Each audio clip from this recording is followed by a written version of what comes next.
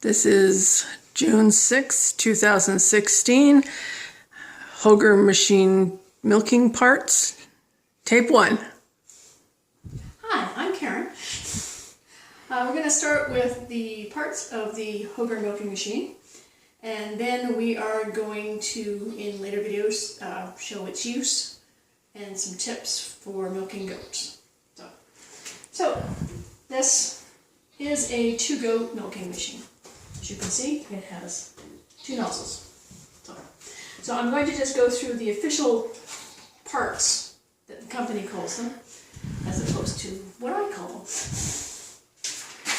You can print these, all these instructions offline, they're great. So, this is the vacuum gauge.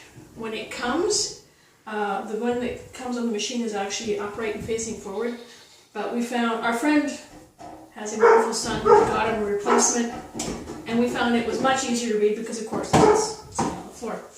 So, vacuum gauge, pulser assembly. Now, this piece is very important. This is the part that makes the pulsing action that makes the inflations, the inside of the inflations move, that actually gets the milk out of the goat's teats. Because if that part's not working and it's on, there's really usually nothing coming out. There's a piece in here that moves up and down, and that causes the pulsing. You can actually take this whole thing apart if you get debris or something in there. Vacuum regulator, this part moves up and down and controls the pressure. When I'm milking, I like to have it around 10 psi, no higher. And so one of the ways, the main way to control the regulation of the pressure is this little screw goes up and down. Stall cock, these pieces here are what turn the pressure on and off. I just call them on and off. This is the vacuum reserve tank. You've got your actual compressor at the back here. This is what gives you some reserve pressure, so if it falls off one of the goat's teats and the pressure starts to go down, as soon as you fix it, the pressure goes right back up. Because you've got reserve pressure in here. This is a wonderful little machine. The pressure comes back almost instantly. This is, they call this the 60-40 switch. I don't know what it's for. Always keep it down for goats. Moving on.